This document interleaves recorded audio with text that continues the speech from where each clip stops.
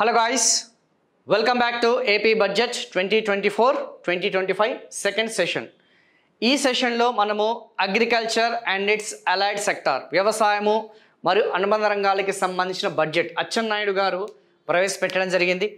So దాదాపు 43,000 కోట్లతోని ఈ ప్రతిపాదన అనేది తీసుకురావడం జరిగింది.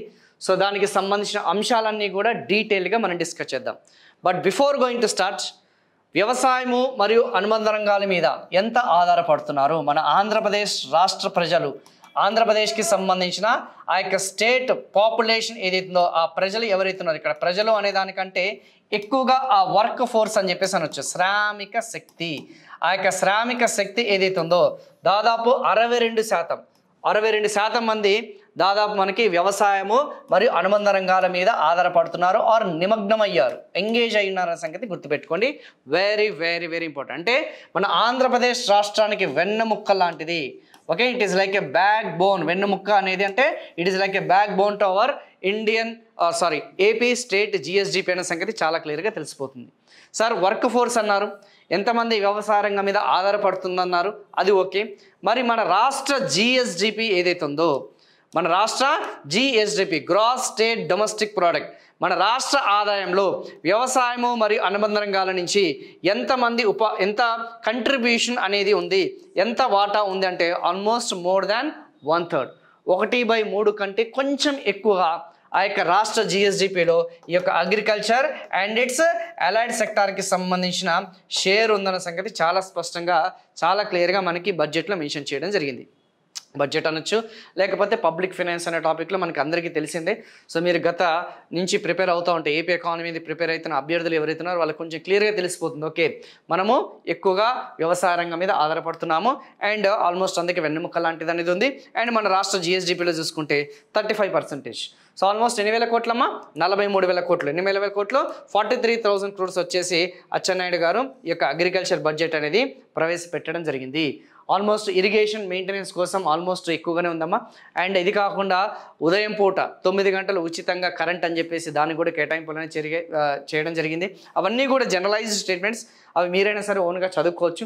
ఇక్కడ ఒక్కసారి చూసుకుంటే ఇరిగేషన్ ప్రాజెక్ట్స్ వాటి యొక్క మెయింటెనెన్స్ కోసం దాదాపు 14,600 కోట్లు ఖచ్చితంగా గుర్తుపెట్టుకోండి for maintenance of irrigation projects.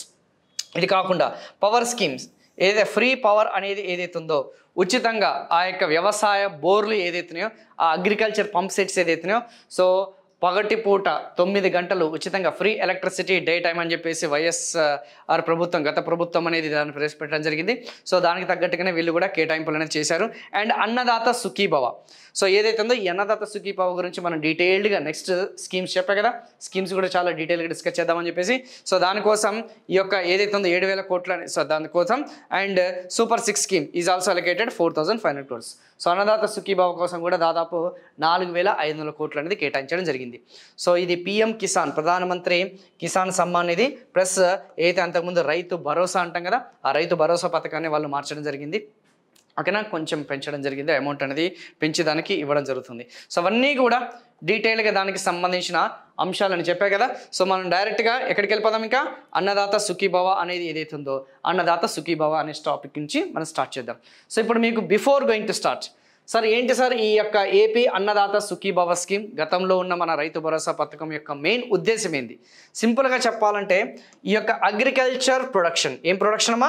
Agriculture production, వ్యవసాయ ఉత్పత్తి.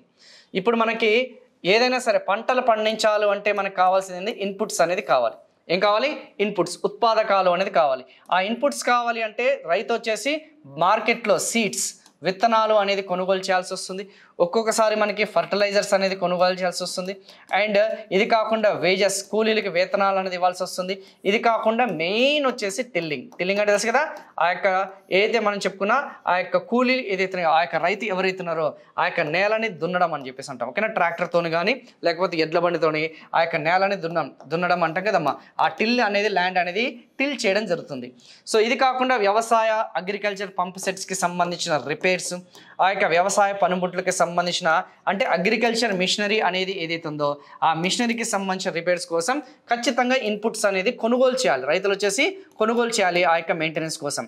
అంటే సింపుల్గా చెప్పాలంటే అగ్రికల్చర్ ఫార్మింగ్ ఏదైతే ఉందో ఆ ఫార్మింగ్ యాక్టివిటీస్ ఏదైతే ఉన్నాయో వ్యవసాయ కార్యక్రమాలు అనేది ఇనిషియేట్ చేయాలి అంటే, ప్రారంభించాలి అంటే ఖచ్చితంగా ఎంతోమంత మనకి డబ్బు అనేది, ధనం అనేది, మనీ అనేది అవసరం.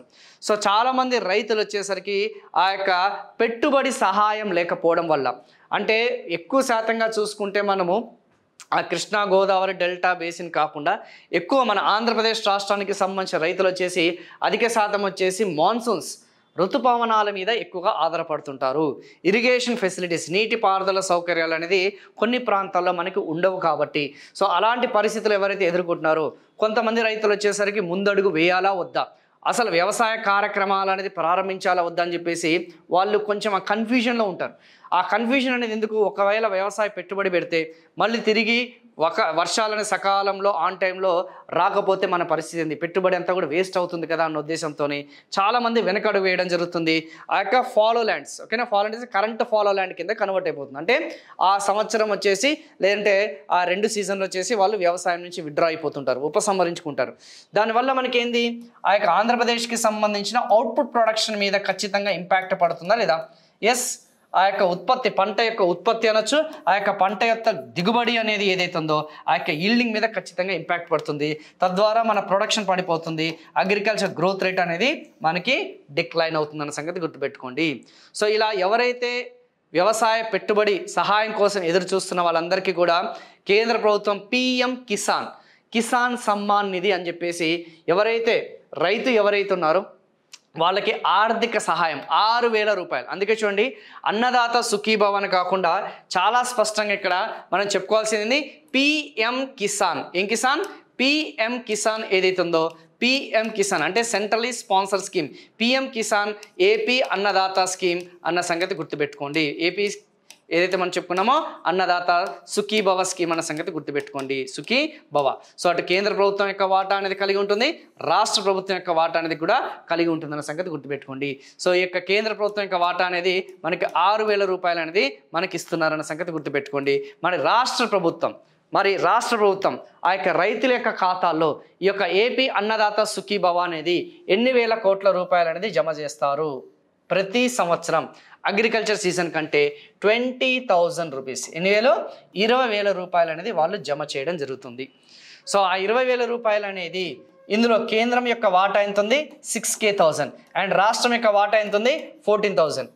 మరి గత ప్రభుత్వం రైతు భరోసాకి ఈ యొక్క అన్నదాత సుఖీభవ పథకానికి డిఫరెన్స్ ఏంటంటే, అంతకుముందు వైఎస్ఆర్సీపీ ప్రభుత్వం ఎప్పుడైతే ఇంట్రడ్యూస్ చేసిందో 13,500 రూపాయలు. ఎంత ఇచ్చేవాళ్ళు? 13,500 రూపాయలు. ఈ 13,500 రూపాయలు చూసుకుంటే 6,000 రూపాయలు PM కిసాన్ సమ్మాన్ నిధి కింద, 7,500 రూపాయలు అనేది రాష్ట్ర ప్రభుత్వం అనేది కేటాయించింది. సో ఈసారి ఏమైంది, ఈ 6,000 అనేది అలాగే ఉండిపోయింది. కానీ ఇది మాత్రం ఆల్మోస్ట్ రాష్ట్ర ప్రభుత్వం యొక్క వాటా డబల్ అయింది. మేబీ ఎగ్జామినర్ డైరెక్ట్గా మనకి పథకం మీద కాకుండా గత ప్రభుత్వం పథకంతో పోలిస్తే కంపారిజన్ చేస్తే ఖచ్చితంగా ఈసారి ఇది అడిగే ఛాన్సెస్ ఉందా లేదా? అందుకే అన్నాను కాంపిటేటివ్ పాయింట్ ఆఫ్ వ్యూలోనే మనం చెప్పుకోవాలి అని. సో ప్రతిదీ కూడా మనకి నోట్స్లో ఉన్నది, ప్రతిదీ కూడా వెబ్సైట్స్లో ఉన్నది, ప్రతిదీ కూడా పథకంలో ఉన్నది, క్లాస్ నోట్స్లో ఉన్నది. కాంపిటేటివ్ ఏదైతే మనం చెప్పుకున్న ఇన్స్టిట్యూషన్స్లో ఇచ్చిన నోట్స్ ఉన్నదే అనేది వస్తుందన్న గ్యారంటీ లేదు. ఎందుకంటే అందరూ అదే చెప్తారు, ప్రతి ఒక్కరికి తెలుసు. ఇక అన్నదాత సుఖీభవ రైతు ఖాతాలో 20,000 జమ అవుతున్న సంగతి ఎవ్రీబడి నో. దాదాపు 43,000 కోట్ల వ్యవసాయ బడ్జెట్ అని తెలుసు, అందులో ఆల్మోస్ట్ 4,500 కోట్లు దీనికి ప్రకటించారన్న సంగతి ఎవ్రీబడి నో. కానీ ఎంత శాతం అనేది గత ప్రభుత్వంతో పోలిస్తే ఈ ప్రభుత్వం, రాష్ట్ర ప్రభుత్వం యొక్క వాటా అనేది 2 రెట్లు పెరిగిందా, 1.5 రెట్లు పెరిగిందా, లేకపోతే డబల్ అయిందా, ట్రిపుల్ అయిందా అని అడిగితే మాత్రం ఖచ్చితంగా మీరు పాత లెక్కలు కూడా గుర్తుపెట్టుకొని మనం కంపారిజన్ చేసుకోవాలమ్మా. లేకపోతే ఒక్కొక్కసారి టఫ్ ఇచ్చాడానికి ఒక బిట్ అనేది ఇలాగే పోతుంది. సో కేంద్రం ఇచ్చే 6,000 రూపాయలు ప్లస్ రాష్ట్రం 14,000 రూపాయలు, ఒక్కొక్కరికి 20,000 రూపాయలు అనేది అందించింది. 3 దశలు 3 విడతలుగా ఇస్తున్న సంగతి గుర్తుపెట్టుకోండి, ఓకేనా. సో రాష్ట్రంలో భూమి లేని సాగుదారులకి ఆర్థిక సహాయం సంవత్సరం ₹23 చొప్పున ఆంధ్రప్రదేశ్ ప్రభుత్వం బడ్జెట్ కేటాయింపు నుంచి అందిస్తామన్నారు. సో ఎవరైతే మనకి ఆ భూమి లేని సాగుదారులు ఎవరైతే ఉన్నారో టెనెంట్స్, ఓకేనా, CCRC కార్డ్స్ అని చెప్పేసి ఇస్తారమ్మా. సో ఆ యొక్క CCRC కార్డ్స్ ఎవరైతే ఉన్నారో అంటే భూమిని వ్యవసాయ భూమిని ఏదైతే ఉందో ఆ యొక్క వ్యవసాయ భూమిని కౌలుకు తీసుకుంటారు కొంతమంది. ఓకేనా, సో ఆ కౌలుకు తీసుకున్న వాళ్ళు ఎవరైతే ఉన్నారో ఆ యొక్క కౌలు తీసుకున్నారు దాదాపు ఆ యొక్క 11 నెలలకి సంబంధించిన అగ్రిమెంట్ అనేది చేసుకోవాలి. ఎంత అగ్రిమెంట్ చేసుకోవాలి? 11 నెలలకి సంబంధించిన అగ్రిమెంట్. సో ల్యాండ్ ఓనర్ ఎవరైతే ఉన్నారో భూమికి సంబంధించి యజమాని ఒకరు ఉంటారు, అండ్ భూమి కౌలుకు తీసుకున్న వాళ్ళు ఎవరైతే ఉన్నారో వాళ్ళొకరు ఉంటారు. సో ఎవరైతే వీళ్ళని ఏమంటారు, వాళ్ళకి ఏం జారీ చేస్తారు? MR ఆఫీస్లో CCRC కార్డ్స్ అని చెప్పేసి అంటాం. అది మనం నెక్స్ట్ డిస్కస్ చేద్దాం. క్రాప్ కల్టివేషన్కి సంబంధించిన ఆ యొక్క రిజిస్ట్రేషన్ సర్టిఫికేట్ ఏదైతే ఉందో CCRC కార్డ్స్ అని చెప్పేసి అంటాం. సో అధికారికంగా అఫీషియల్గా మేము కౌలుదారులు అని చెప్పేసి. ఓకేనా, ఆ 11 నెలలకి సంబంధించిన అగ్రిమెంట్ అని చూపిస్తే వాళ్ళకి సంబంధించిన ఆధార్ కార్డు, సర్వే నెంబర్లు, ఈ యొక్క యజమానికి సంబంధించిన యాక్సెప్టెన్స్ అవన్నీ చూపిస్తే ఆ యొక్క డైరెక్ట్గా 20,000 రూపాయలు అనేది యజమాని ఖాతాలోకి వెళ్తాయా లేకపోతే కౌలుదారుల ఖాతాలోకి వెళ్తాయా? ఆ యొక్క కౌలుదారులు ఎవరైతున్నారో సో యజమాని కాకుండా డైరెక్ట్గా దున్నేవాడిదే భూమి అంటాం కదా, land to the tiller. So ఎవరైతే వ్యవసాయ రంగంలో నిమగ్నమైన వాళ్ళు, ఎంగేజ్ అయిన వాళ్ళు ఎవరైతున్నారో వాళ్ళే నిజమైన లబ్ధిదారులుగా బెనిఫిషియరీస్ ఉండాలన్న ఉద్దేశంతో CCRC కార్డ్స్ అని చెప్పేసి ఆ యొక్క ఏదైతే మనం చెప్పుకున్న గిరిజనులకి ROFR కార్డ్స్ అని చెప్పేసి ఏపీ ప్రభుత్వం అనేది గత ప్రభుత్వం అనేది జారీ చేసింది. దాన్ని వీళ్ళు కంటిన్యూ చేస్తున్నాం. అంటే గత ప్రభుత్వం ఏదైతే అనుసరించిన విధానాల్ని మేము ఎక్కడా కూడా అక్కడ లోపాలనేది లేకుండా దాన్ని సవరించకుండా యాజ్ ఇట్ ఈజ్ మేము ఫాలో అవుతున్నాం అని చెప్పేసి డైరెక్ట్గా చెప్పకుండా ఇండైరెక్ట్గా మనకి ఆ మెసేజ్ అనేది కన్వే చేస్తుంది. ఓకేనా, అయితే ఈ అన్నదాత సుఖీభవ కింద ఇంకా విధి విధానం అనేది ఖరారు అవ్వలేదు, మీకు ఆల్రెడీ చెప్పాను. కరెంట్ అఫైర్స్ అనేది వస్తే మాత్రం కొంచెం ఆ విధి విధానాలు, మార్గదర్శకాలు, డైరెక్టివ్స్ ఏదైతున్నాయో దాని మీద మీరు కొంచెం ఫోకస్ చేయడానికి ప్రయత్నించండి. ఆదేశాల కోసం వెయిట్ చేయండి, జీవో నెంబర్తో సహా గుర్తుపెట్టుకోవడానికి ప్రయత్నించండి. ఓకేనా, సో ఖచ్చితంగా ప్రతి రైతు కూడా దీనికి లబ్ధిదారుడిగా ఉన్నారన్న సంగతి గుర్తుపెట్టుకోండి. అధికారికమైన CCRC కార్డు కలిగిన ప్రతి కౌలుదారుడు కూడా దీనికి అర్హదారుడుగా ఉన్నారన్న సంగతి గుర్తుపెట్టుకోండి. ఓకేనా, సో ఇంగ్లీష్ మీడియం వాళ్ళకి సంబంధించిన స్టేట్మెంట్స్ అనేది ఉన్నాయి.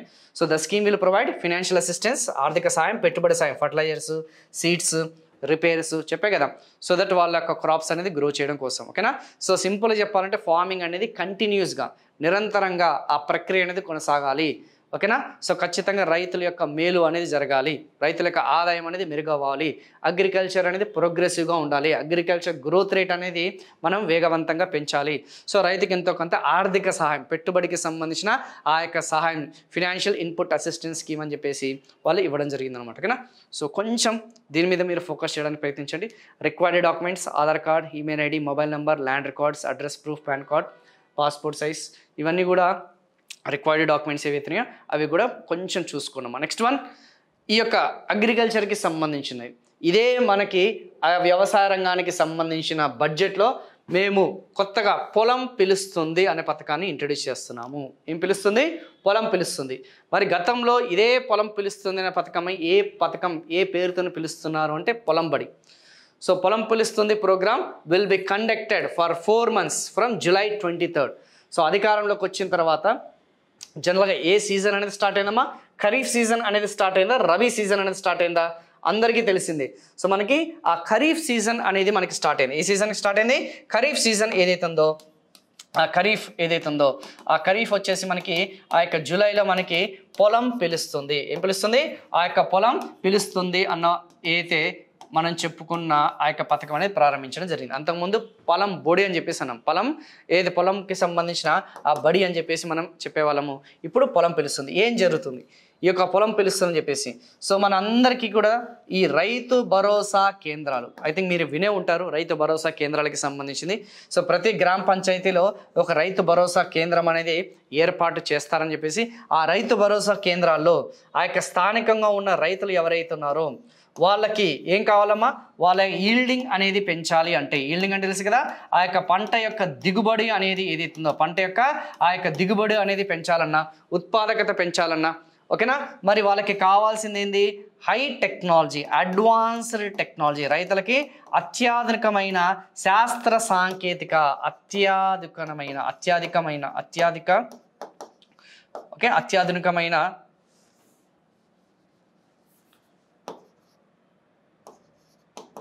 అత్యాధునికమైన అడ్వాన్స్డ్ టెక్నాలజీ ఏదైతుందో అడ్వాన్స్డ్ టెక్నాలజీ, అత్యాధునికమైన ఆ యొక్క శాస్త్ర సాంకేతిక పరిజ్ఞానం, సాంకేతికత అనేది ఏదైతే ఉందో అది రైతులకు అనేది అందించడం జరుగుతుంది. అండ్ ఇది కాకుండా బెస్ట్ ప్రాక్టీసెస్ అనేది అందించడం జరుగుతుంది. అత్యున్నతమైన ఆ యొక్క ప్రమాణాలు, ప్రాక్టీసెస్ అని చెప్పేసి అంటాం, ఆ యొక్క బెస్ట్ ప్రాక్టీసెస్ అనేది అందించడం జరుగుతుంది. సో ఏంటి సార్ అసలు మాకు కొంచెం క్లారిటీ ఇవ్వండి. ఇది కాకుండా ఆర్గానిక్ ఫార్మింగ్ ఏదేవైపు ఎక్కువగా అది చెప్పిస్తుందమ్మా, ఆర్గానిక్ ఫార్మింగ్ అనేది ఏదైతే ఉందో, ఓకే, జీవ రసాయనాలు, ఓకేనా, ఏదైతే మనం చెప్పుకున్నా ఆ బయో ఫర్టిలైజర్స్ అనేది ఏదైతే ఉందో, ఆ బయో ఫర్టిలైజర్స్ కానీ ఆ యొక్క బయో పెస్టిసైడ్స్ అనేది ఏదైతే ఉందో వాటి వాడకం, సేంద్రియ వ్యవసాయం వాడకం ఏదైతే ఉందో ఆ సేంద్రియ వ్యవసాయం వైపు ఎక్కువగా వాళ్ళని తీసుకెళ్ళడము. సో ఫైనల్గా ఏంటంటే రైతులకి సింపుల్గా చెప్పాలంటే సమాచారం, ఓకేనా, ఎప్పటికప్పుడు కూడా ఆ సమాచారం అనేది, అత్యాధునికమైన సమాచారం అనేది ఎప్పటికప్పుడు కూడా అందించడం అనేది ఈ పొలం బడి యొక్క ముఖ్య ఉద్దేశం అన్న సంగతి గుర్తుపెట్టుకోండి. మరి అల్టిమేట్ ఇంటెన్షన్ ఏంటి సార్? ఇదంతా బాగానే ఉంది, అసలు ఏంటనేది చాలా క్లియర్గా ఎక్స్ప్లెయిన్ చేస్తాను, కంగారేం పడాల్సిన అవసరం లేదు. ఈ బయో ఫర్టిలైజర్స్ ఇప్పుడు చూడండి, సింపుల్గా చెప్పాలంటే రైతు యొక్క ఇప్పుడు ఈ పథకం యొక్క ముఖ్య ఉద్దేశం ఏంటంటే ఈ ఫామ్ ఫీల్డ్ స్కూల్స్ అంటాం, వీటిని ఏమంటాం, ఈ ఫామ్కి సంబంధించి ఇంగ్లీష్లో ఫామ్ ఫీల్డ్కి సంబంధించిన ఆ స్కూల్స్ అని చెప్పేసి అంటాం. రైతులకి ఇన్పుట్కి సంబంధించిన కాస్ట్, ఉత్పాదక ఖరీదు అంటాం. ఏం ఖరీదు? ఆ యొక్క ఉత్పాదకతకి సంబంధించిన ఆ యొక్క ఖరీదు అనేది ఏదైతే ఉందో ఆ యొక్క ఉత్పాదక ఖరీదు అనేది తగ్గించాలి. ఉత్పాదక ఖరీదు తగ్గించి అండ్ రైతులకి సంబంధించిన అవుట్పుట్ ఏదైతే ఉందో, దిగుబడి అనేది ఏదైతే ఉందో ఆ దిగుబడి ఈల్డింగ్ అనేది పెంచాలి. సో ఒక పక్క మనకి కాస్ట్ అనేది తగ్గుతూ ఉండాలి, ఇంకో పక్క రైతులకు ఆదాయం అనేది ఏదైతుందో అది పెంచుకుంటూ పోవాలి, దిగుబడి పెంచుకుంటూ పోవాలి.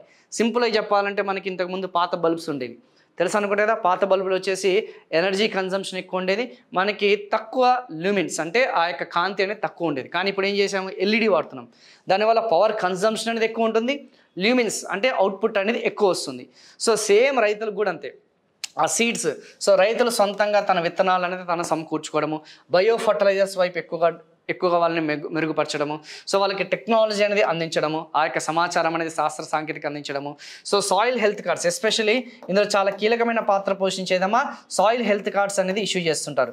సో సాయిల్ హెల్త్ కార్డ్స్ అంటే తెలుసు కదా, ఆ యొక్క పొలంలో ఆ యొక్క ఏదైతే మనం చెప్పుకున్న నేలల్లో ఆ యొక్క సారవంతం అనేది ఎంత ఉంది, ఆ యొక్క ఫిజికల్ ప్రాపర్టీస్, భౌతికపరమైన ఆ యొక్క ప్రాపర్టీస్ అనేది ఏ విధంగా ఉన్నాయి, సో అందులో ఆ యొక్క నైట్రోజన్ ఎంత ఉంది, ఫాస్ఫరస్ ఎంత ఉంది, పొటాషియం ఎంత ఉంది, సల్ఫర్ అనేది ఎంత ఉంది, సో దానికి ఆధారంగా ఏ పంట వేస్తే ఏ దిగుబడి అనేది ఎంత వస్తుంది, నీటి పారుదలది అనేది ఎంత వాడాలి, నీరు అనేది ఎంత వాడాలి, ఓకేనా. సో ఆ యొక్క మ్యాక్రో ఏదైతే మనం చెప్పుకున్న పారామీటర్స్, స్థూల పోషకాలు అనేది ఎంత ఉన్నాయి, మైక్రో పారామీటర్స్, సూక్ష్మ పోషకాలు అనేది ఎంత ఉన్నాయి, ఆ యొక్క సాయిల్కి సంబంధించిన pH లెవెల్ అనేది ఎంత ఉంది, సో ఏ పంట వేస్తే ఎంత ఆ యొక్క రైతుకు అనుగుణంగా ఉంటుంది, ఇవన్నీ కూడా ఫామ్ ఫీల్డ్ స్కిల్స్ కిందకి వస్తుంటాయి. సో ఇంకా చాలా అంశాలు అనేది ఇందులో ఇంక్లూడ్ ఉన్నాయి. సో వాళ్ళందరికీ కూడా ఈ ఆర్బీకే సెంటర్లలో, ఎక్కడమ్మా, ఆర్బీకే సెంటర్లలో ఫామ్ ఫీల్డ్ స్కూల్స్ అంటే ముందు వాళ్ళు ఆర్బీకే సెంటర్లో రైతులందరికీ కూడా థియరిటికల్గా, ఓకే, థియరిటికల్గా వాళ్ళకి నాలెడ్జ్ అనేది ఇచ్చి తర్వాత వారానికి ఒక్కసారి వాళ్ళకి ఆ ఫామ్స్ ఏదైతున్నాయో ఆ పొలాలకి వాళ్ళ దగ్గరకు వచ్చి వాళ్ళు ఎప్పటికప్పుడు కూడా సమీక్షించడం జరుగుతుంది, రివ్యూ చేయడం జరుగుతుంది. సో వీటిని మనం ఏమంటాం, పొలం పిలుస్తుంది అని చెప్పేసి మనం చెప్పడం జరుగుతుంది. ఈ యొక్క పొలం పిలుస్తుకి సంబంధించిన ఆ యొక్క ఇన్ఫర్మేషన్ అనేది ఒక్కసారి చూద్దాం. సో ఇక్కడ మీరు క్లోజ్గా అబ్జర్వ్ చేస్తే ప్రతి మంగళ మరియు బుధవారం ఎన్ని రోజులు, 2 రోజులు, వారానికి 2 రోజులు, రోజుకి 2 గ్రామాల చొప్పున ఈ యొక్క పొలం పిలుస్తుందనే కార్యక్రమం అనేది వాళ్ళు స్టార్ట్ చేస్తున్నారు. జూలై 23 అనేది very very very very important date. ఖచ్చితంగా ఆ జూలై 23 అనేది గుర్తుపెట్టుకోవడానికి ప్రయత్నించండి. ప్రతి సీజన్లో 4 నెలలు అన్న సంగతి గుర్తుపెట్టుకోండి. అండ్ ఇందులో ఎవరు పాల్గొంటారు సార్? కేవలం వ్యవసాయ రంగానికి సంబంధించిన అధికారులు అంటే కాదమ్మా, శాస్త్రవేత్తలు. ఇప్పుడు మనకి ఈ యొక్క ఆంధ్రప్రదేశ్కి సంబంధించిన ఎన్జీ రంగా యూనివర్సిటీ, వ్యవసాయ రంగానికి సంబంధించిన ఆ యొక్క యూనివర్సిటీ శాస్త్రవేత్తలు ఎవరైతే ఉన్నారో, ఓకేనా, వాళ్ళు వ్యవసాయ రంగానికి సంబంధించిన పరిశోధకులు ఎవరైతే ఉన్నారో వాళ్ళు ప్లస్ అగ్రికల్చర్ ఆఫీసర్లు, వీళ్ళందరూ కలిసి ఈ యొక్క కార్యక్రమాన్ని సక్సెస్ఫుల్ చేసే విధంగా ముందడుగు వేస్తున్నారు. 100% ఇవి కొంచెం గుర్తుపెట్టుకోండి. వాళ్ళు కోఆర్డినేట్ చేసుకొని జిల్లా కోఆర్డినేటర్లను కూడా నియమిస్తున్నారు. మేబీ ఎగ్జామినేషన్ పాయింట్ ఆఫ్ వ్యూలో ఏ కోఆర్డినేటర్స్, జిల్లా కోఆర్డినేటర్స్ ఏదైతున్నాయో దాన్ని మీరు కొంచెం గుర్తుపెట్టుకోండి. జిల్లాకి ఒక కోఆర్డినేటర్ అనేది నియమిస్తున్నారు. ఇంకా ఏమన్నా సమస్యలున్నా ఏమైనా డౌట్స్ ఏమైనా ఉన్నా కానీ టోల్ ఫ్రీ నెంబర్ 15525 ఫోన్ చేసి ఆ పరిష్కారం అనేది తెలుసుకోవచ్చు. ఓకేనా? రైతులు నేరుగా తన సమస్యల్ని సందేహాలని మేబీ ఒక్కొక్కసారి టోల్ ఫ్రీ నెంబర్స్ గత ప్రశ్నలకి సంబంధించిన ఆ యొక్క క్వశ్చన్ పేపర్స్ అనేవి మీరు క్లోజ్గా అబ్జర్వ్ చేస్తే 100% టోల్ ఫ్రీ నెంబర్స్ అడుగుతున్నాడమ్మా. ఓకే, కిసాన్ క్రెడిట్ కార్డ్కి సంబంధించిన టోల్ ఫ్రీ నెంబర్ ఏంది, ఈ యొక్క వ్యవసాయ రంగానికి సంబంధించిన టోల్ ఫ్రీ నెంబర్ ఏంది, ఇవన్నీ కూడా కొంచెం గుర్తుపెట్టుకోవడానికి ప్రయత్నించండి. పొలం పోలీసు నుంచి మాత్రం ఖచ్చితంగా ఈసారి బిట్టు పడే అవకాశం ఉందని నేను అనుకుంటున్నాను. ఇంగ్లీష్ మీడియం వాళ్ళకి సంబంధించింది యాజ్ ఎ సెడ్ బడ్జెట్లో ఖచ్చితంగా కేవలం మనము ఆ యొక్క బడ్జెటే కాకుండా పథకాలు కూడా డిస్కస్ చేస్తారని స్టార్టింగ్లోనే చెప్పాను. దానికి తగ్గట్టుగానే మీకు ఇక్కడ ఈ పథకాలు కూడా చెప్తున్నాను. So it has been propose to conduct Polam Pilustondi programme for 4 months in kharif and rabi season bringing awareness about the modern methods of cultivation. చెప్పే కదా మోడర్న్ మెథడ్స్, అత్యాధునికమైన మోడర్న్ మెథడ్స్. ఎక్కువగా ఈ పొలం పిలుస్తాను అనేది దేని మీద ఫోకస్ చేస్తుందంటే అమ్మా ఈ జీరో బడ్జెట్ న్యాచురల్ ఫార్మింగ్ ఏదైతుందో ఆ యొక్క సేంద్రియ వ్యవసాయం అనేది ఏదైతుందో ఆర్గానిక్ ఫార్మింగ్ అంటే కదా ఆర్గానిక్ ఫార్మింగ్ ఏదైతుందో పరంపరగత్ కృషి వికాస్ యోజన గుర్తొచ్చిందా లేదా? ఆ పరంపరగత్ కృషి వికాస్ యోజన ఏదైతుందో అటువైపు. ఓకేనా? So go back to Vedas అన్నట్టు మళ్ళీ ఆ యొక్క పాత పురాతన పద్ధతులు ఏదైతున్నాయో దాని మీద ఎక్కువగా ఫోకస్ చేయడం. అంటే సింపుల్ చెప్పాలంటే ఈ యొక్క వ్యవసాయ రంగాన్ని సుస్థిరత తీసుకురావాలి అనేది ఉద్దేశంతో. సో ఎక్కువగా ఆ యొక్క ల్యాండ్ పొల్యూషన్ నివారించడం కోసం, సాయిల్ పొల్యూషన్ ఏదైతుందో దాన్ని నివారించడం కోసం ఓకేనా ఎక్కువగా ఈ యొక్క కార్యక్రమాన్ని తీసుకొస్తున్నారనే సంగతి గుర్తుపెట్టుకోండి. ఓకేనా? సో చాలామంది వేరియల్ అఫీషియల్స్ యూనివర్సిటీస్ నుంచి ఉంటారు, అవన్నీ కూడా మీకు చెప్పాను. Each day direct outreach to support the farmers, ఇవన్నీ కూడా కొంచెం ఫోకస్ చేయడానికి ప్రయత్నించండి. సో నాలెడ్జ్ విజ్ఞానం అనేది ఇస్తారు, వాళ్ళకి నైపుణ్యాలను నేర్పించడం జరుగుతుంది, న్యూ అగ్రికల్చర్ ప్రాక్టీసెస్ అనేది నేర్పించడం జరుగుతుంది. సో వాళ్ళకి ఆ యొక్క అక్షరాస్యత అనేది వ్యవసాయం అనేది ఎలా చేయాలని చెప్పేసి వాళ్ళు క్లియర్గా మెన్షన్ చేయడం జరిగింది. సో కల్టివేషన్ కాస్ట్ తగ్గించడము, promoting better practices, encouraging natural farming method, సహజ ప్రకృతి వ్యవసాయాన్ని పద్ధతుల్ని ప్రోత్సహించడం, ఇంక్రీజింగ్ ప్రొడక్టివిటీ దిగుబడిని పెంచడము, enhancing the income levels of the farmers. చెప్పా కదా ఇంగ్లీష్ అయినా తెలుగు అయినా ఏదైనా మనకి భాష కంటే భావం ముఖ్యమమ్మ, ఇది కొంచెం ఫోకస్ చేయండి. నెక్స్ట్ వన్ ఇదే అగ్రికల్చర్కి సంబంధించి ఆల్రెడీ మనం చెప్పుకున్నాం, ఆ యొక్క పిఎం కిసాన్కి సంబంధించిన పథకం అని చెప్పుకున్నాం. నెక్స్ట్ వన్ వచ్చేసి పొలం పిలుస్తుందని చెప్పుకున్నాం. Next one credits. 2024-25 వ్యవసాయ రంగానికి సంబంధించిన బడ్జెట్లో మూడవ అతి ముఖ్యమైన అంశం వచ్చేసి క్రెడిట్, పంట రుణాలు. వ్యవసాయ రంగానికి సంబంధించిన ఆ రుణాల కోసం దాదాపు 2,64,000 కోట్లు. ఎన్ని కోట్లు అని చెప్పేసి ఈ సంవత్సరం వచ్చేసి ఆ యొక్క వ్యవసాయ రుణాలు అందించాలి, రాష్ట్ర ప్రజలకి అందించాలి అని చెప్పేసి ఒక అంచనా 2,64,000 కోట్లు. ఇక్కడ మీరు తెలుసుకోవాల్సిన అంశం ఏంటంటే ఈ యొక్క రుణాలు అనేది ఏదైతుందో ఏం రుణాలమ్మా, ఈ యొక్క ఫామ్ లోన్స్ అనే దాని మీద మీరు ఫోకస్ చేస్తే వీటిని ఏమంటాం ఫామ్ లోన్స్ అని చెప్పేసి అంటాం, వ్యవసాయ రుణాలు అని చెప్పేసి. ఈ యొక్క వ్యవసాయ రుణాలు అనేది 2 రకాలుగా ఉంటుంది. ఒకటి వచ్చేసి క్రాప్ లోన్స్ అని చెప్పేసి అంటాం, వీటిని తెలుగులో వచ్చేసి పంట రుణాలు అని చెప్పేసి అంటాం. వీటిని షార్ట్ టర్మ్ ఓకే స్వల్పకాలిక రుణాలు అని చెప్పేసి అంటాం. రెండోది వచ్చేసి టర్మ్ లోన్స్, దీర్ఘకాలిక రుణాలు. టర్మ్ లోన్స్ అంటే తెలుసు కదా, ఈ యొక్క దీర్ఘకాలిక రుణాలు అని చెప్పేసి మనం చెప్పడం జరుగుతుంది. సో దీర్ఘకాలిక రుణాల్లోనే మళ్ళీ మనం మీడియం టర్మ్ మధ్యకాలిక రుణాలు, మధ్యస్థ స్థాయి కాలిక రుణాలు, లాంగ్ టర్మ్ లోన్స్ అని చెప్పేసి మనం చెప్పడం జరుగుతుంది. సార్ మరి వీటికి మధ్య ఉన్న డిఫరెన్స్ ఏంటి? ఈ యొక్క ఫామ్ లోన్స్ ఏదైతే ఆ యొక్క వ్యవసాయ రంగానికి సంబంధించిన ఆ యొక్క పరపతిలో ఓకేనా ఆ యొక్క క్రెడిట్ అనొచ్చు, పరపతి అనొచ్చు, రుణాలు అనొచ్చు, వాట్ ఎవర్ ఇట్ ఈస్. ఆ యొక్క క్రాప్ లోన్స్ అనేది చూసుకుంటే జనరల్గా ఇవన్నీ కూడా షార్ట్ టర్మ్ అనేది ఎందుకు పిలుస్తున్నాం, ఇవన్నీ కూడా స్వల్పకాలికంగా అని ఎందుకు పిలుస్తున్నాం? ఎందుకు సార్ ఈ కాన్సెప్ట్ చెప్తున్నారు అంటే కేవలం బడ్జెటే కాదమ్మా, బ్యాక్గ్రౌండ్ కూడా తెలుసుకోవాలి కదా. సో తెలుసుకొని ఎక్కడి నుంచి అధిక శాతం రుణాలు వస్తున్నాయి అనేది కూడా మనకి చాలా చాలా ఇంపార్టెంట్. ఓకేనా? సో ఇన్ డీటెయిల్గా ఒకవేళ క్వశ్చన్ అడిగాడంటే ఫిల్టరేషన్ అనేది ఎక్కువగా ఉండాలి అంటే మేబీ ఈ మధ్య కాలంలో క్వశ్చన్ పేపర్స్ అనేది ఎలా ఇస్తున్నాడంటే సో జాబ్ కొట్టాలి అనే దానికంటే ఎంతమందికి ఫిల్టర్ అవుట్ చేయాలి అనే దాని మీదనే ఎక్కువగా ఫోకస్ చేస్తున్నారమ్మా. ఆ ఫిల్టర్ అవుట్లో భాగంగా ఈ యొక్క క్రాప్ లోన్స్ అనేది కొంచెం ఎక్స్టెండ్ చేస్తున్నాను. సో ఈ యొక్క క్రాప్ లోన్స్ అనేది చూసుకుంటే జనరల్గా షార్ట్ టర్మ్ అంటే ఏంది, కేవలం ఆ పంటలకి కావాల్సిన ఇన్పుట్స్ బై చేయడం కోసం, ఉత్పాదకాలని కొనుగోలు చేయడం కోసం ఓకేనా, ఉత్పాదకాలు అనేది కొనుగోలు చేయడం కోసం. ఆ యొక్క క్రాప్ మెయింటెనెన్స్ అంటాం కదమ్మా, ఆ క్రాప్ మెయింటెనెన్స్ కోసము, ఆ క్రాప్కి సంబంధించిన హార్వెస్టింగ్ పంట కోతల అనంతరము ఆ హార్వెస్ట్ మేనేజ్మెంట్ అనేది ఏదైతుందో, ఆ ట్రాన్స్పోర్టేషన్ అనేది ఏదైతుందో వీటి కోసం తీసుకునే రుణాలు అనేది స్టోరేజ్ పర్పస్ కోసము, నిల్వ కోసం తీసుకునే రుణాలే షార్ట్ టర్మ్. వీటిని తిరిగి ఎప్పుడు రీపే చేస్తారు? ఆబ్వియస్లీ పంట అనేది మనకి ఎప్పుడైతే మార్కెట్లో అమ్ముకుంటాడో రైతు అప్పుడు వాళ్ళు రీపే చేస్తారు. కిసాన్ క్రెడిట్ కార్డు రుణాలు ఇవన్నీ ఉంటాయి కదా, స్వల్పకాలిక 1 year లోపల రుణాలు రీపే చేసేదాన్ని షార్ట్ టర్మ్ లోన్స్ అంటాం. పంటల యొక్క ఉత్పత్తిని, పంటల యొక్క ఉత్పాదకతని ఓకేనా అగ్రికల్చర్కి సంబంధించిన ప్రొడక్షన్ పెంచుకోవడం కోసమే. మరి టర్మ్ లోన్స్ అనేది దేనికోసం యూజ్ చేస్తాం? దీర్ఘకాలిక రుణాలు అనేది దేనికోసం యూజ్ చేస్తాం? ఇది అగ్రికల్చర్ డెవలప్మెంట్. ఇది వచ్చేసరికి క్రాప్స్ ఏదైతుందో క్రాప్స్కి సంబంధించిన గ్రోత్ కోసం, ఇది వచ్చేసి వ్యవసాయ రంగానికి సంబంధించిన అభివృద్ధి. మరి అగ్రికల్చర్ అనేది లాంగ్ టర్మ్గా దీర్ఘకాలికంగా ఎప్పుడు డెవలప్ అవుతుంది?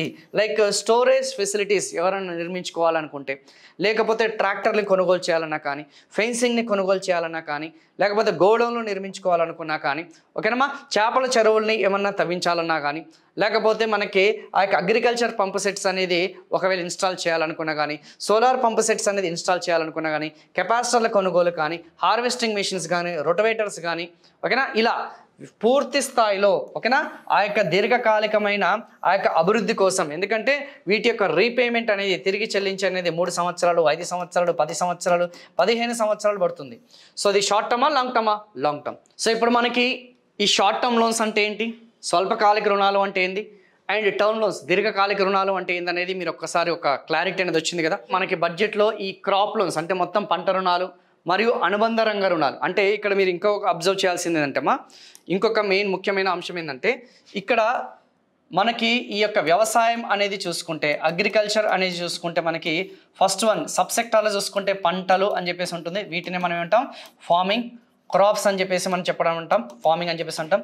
ఇది కాకుండా మనకి BCD అనుబంధ రంగాలు అని చెప్పేసి అంటాం. BCD అనేది ఏంటి? అనుబంధ రంగాలు. లైక్ ఫిషరీస్ అనేది ఏదైతే ఉందో మత్స్య పోషణకి సంబంధించింది.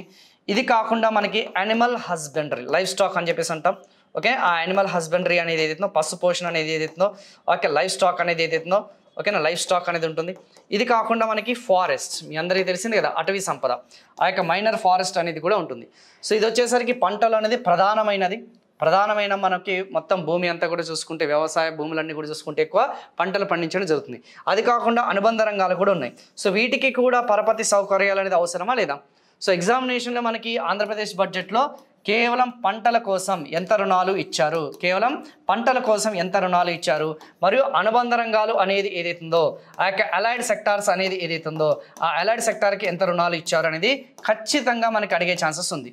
అలా ఓవరాల్గా చూసుకుంటే 2.66 లక్షల కోట్లలో 1.6 lakh crores, 1.6 లక్షల కోట్లు చూసుకుంటే మనకి పంట రుణాలు అనేది ఇస్తున్నారు. ఎంత ఇస్తున్నారు? ఆల్మోస్ట్ మిగతా 1 లక్ష కోట్లు చూసుకుంటే ఈ యొక్క అనుబంధ రంగాలకు ఇస్తున్నారు అనే సంగతి గుర్తుపెట్టుకోండి. Very very very very important. So ఖచ్చితంగా ఎగ్జామినేషన్ పాయింట్ ఆఫ్ వ్యూలో ఇది అడిగే ఛాన్సెస్ ఉంది. సో 2.66 లక్షల కోట్లలో 1.66 లక్షల కోట్లు వచ్చేసరికి మనకి పంటలకు ఇస్తున్నారు. మిగతా ఏదైతే మనం చెప్పుకున్న అనుబంధ రంగాలకి, ఏదైతే మనం చెప్పుకున్న ఫారెస్ట్, యానిమల్ హస్బెండరీ, ఫిషరీస్ ఏదైతే ఉందో అది వచ్చేసరికి 1 లక్ష కోట్లు వచ్చేసరికి అనుబంధ రంగాలకి ఇస్తున్నారు అన్న సంగతి ఇక్కడ చాలా క్లియర్గా, చాలా స్పష్టంగా వాళ్ళు మెన్షన్ చేయడం జరిగింది. సో ఇక్కడ మీరు క్లోజ్గా అబ్జర్వ్ చేస్తే మొత్తం 2,64,000 కోట్లు. సారీ అమ్మా, ఇందాక 2.66 రాశాను. Okay, no problem. 2.6 లక్షల కోట్లు. ఎంతమ్మా? 2.6 లక్షల కోట్లు చూసుకుంటే 1.6 lakh crores కనిపిస్తుందా? పంట రుణాల కింద 1.66, అక్కడ కన్ఫ్యూజ్ అయినట్టున్నాను నేను. 2.66 అనేది. సో ఏదైతే మనం చెప్పుకున్నామో 1.6 lakh crores, ఓకేనా. సో 2.46 లక్షల కోట్లలో చూసుకుంటే 2.4 lakh crores చూసుకుంటే మనకి 1.6 lakh crores వచ్చేసి మనకి పంట రుణాల కిందకి ఇస్తున్నారు. మిగతా వ్యవసాయము అనే 100 కార్యక్రమాల కింద ఇందాక 1 లక్ష కోట్లు అన్నాను, దాదాపు చూసుకుంటే 98,000 కోట్లు. సో అందాజాగా వేసుకొని అందించాలనేది ఈ సంవత్సరం రాబోయే 2024-25 ఏదైతే మనం చెప్పుకున్న వార్షిక సంవత్సరానికి మనం లక్ష్యంగా పెట్టుకున్నాం అనేది చాలా క్లియర్గా, చాలా స్పష్టంగా మనకి తెలుస్తుంది. సో కొంచెం ఆ 2,000 కోట్లు అనేది కొంచెం డిఫరెన్స్ అనేది వచ్చింది, అది కొంచెం చూసుకోండమ్మా. ఎందుకంటే బ్రెయిన్లో చాలా డేటా అనేది మాకు స్టోర్ అయింది కాబట్టి ఒక్కొక్కసారి చిన్న మిస్టేక్స్ అనేది జరుగుతుంటాయి, కొంచెం చూసుకోండి, ఓకేనా. ఎలాగో బడ్జెట్ కాపీస్ మీ దగ్గర ఉంటాయి కాబట్టి అది గుర్తుపెట్టుకోవడానికి ట్రై చేయండి. సో ఇప్పటి వరకు పంట రుణాల కింద ఎంత ఇచ్చారమ్మా? 1,03,000 కోట్లు అనేది ఇవ్వడం జరిగింది. అండ్ వ్యవసాయం మరియు అనుబంధ రంగ కార్యకాలంతో సహా వ్యవసాయ టర్మ్ లోన్ కింద 66,000 కోట్లు, మొత్తం 1,69,000. అంటే మేబీ ఎగ్జామినేషన్లో ఇప్పుడు వరకు కూడా అంటే మన టార్గెట్ వచ్చేసి ఎంత? 2,64,000 కోట్లు, 2.64 lakh crores అనేది మన టార్గెట్. అందులో ఇప్పుడు వరకు మనకి ఇచ్చిన రుణాలు వచ్చేసి 1.7 lakh crores. ఇంకా రాబోయే 4 నెలల్లో, ఇంకా అప్కమింగ్ 4 monthsలో దాదాపు మన టార్గెట్ వచ్చేసి ఆల్మోస్ట్ 90,000 crores అనేది వ్యవసాయ రుణాలు ఇవ్వాలని చెప్పేసి లక్ష్యంగా పెట్టుకున్నారన్న సంగతి గుర్తుపెట్టుకోండి. ఇందులో కేంద్రము మరియు రాష్ట్ర ప్రభుత్వానికి సంబంధించిన కొన్ని పథకాలు ఉన్నాయి, గుర్తుందా లేదా? అగ్రికల్చర్ ఇన్ఫ్రాస్ట్రక్చర్ ఫండ్ అని చెప్పేసి, ఓకేనా, పిఎం కిసాన్ సంపద పథకం అని చెప్పేసి, ఓకేనా, ఏదైతే మనం చెప్పుకున్న పరంపరగతి కృషి వికాస్ యోజనకి సంబంధించిన కానీ, లేదంటే ప్రధానమంత్రికి సంబంధించిన కృషి సించాయ్ యోజనకి సంబంధించిన పథకాలు, ఇలాంటి కొన్ని పథకాలు ఏదైతున్నాయో ఆ పథకాలకి వీళ్ళు రుణాలు అనేది, వ్యవసాయ రుణాలు అనేది ఆ కోఆపరేటివ్ సొసైటీస్కి, లేకపోతే ట్రేడర్స్కి, మధ్యవర్తులకి, సెల్ఫ్ హెల్ప్ గ్రూప్స్కి అందించి ఆ యొక్క దీర్ఘకాలిక వ్యవసాయ అభివృద్ధి కోసం తోడ్పడుతున్నారన్న సంగతి గుర్తుపెట్టుకోండి, దోహదపడుతున్నాయన్న సంగతి గుర్తుపెట్టుకోండి. సో కొంచెం కేవలం బడ్జెట్లో ఉన్న ఫిగర్స్ మాత్రం చదువుకుంటే కష్టమమ్మ, దాని వెనకాల ఉన్న బ్యాక్గ్రౌండ్ కూడా కొంచెం తెలుసుకోండి.